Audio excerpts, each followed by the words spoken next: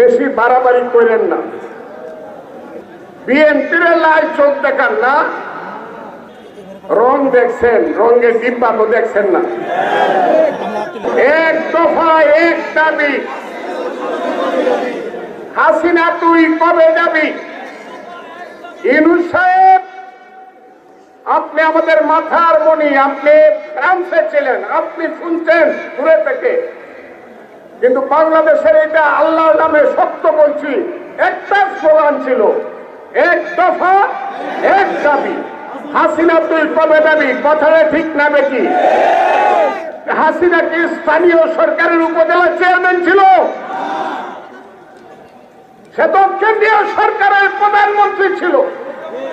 আমরা তো কেন্দ্রীয় সরকার, পার্লামেন্টের সরকারের পতন চাইছিলাম। কথাটা ঠিক না বেঠিক বলে?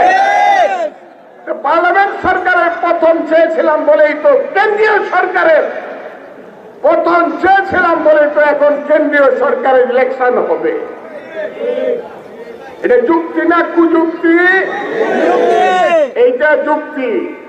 হাসিনা গেছে, প্রধানমন্ত্রী নাই, সরকার নাই, কাজে আমরা হাসিনাকে তাড়াইছি।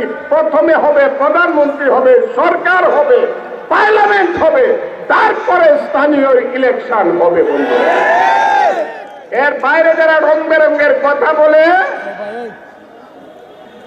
রং দেখছেন, রঙের ডিব্বা তো দেখছেন না। বেশি বাড়াবাড়ি করেন না,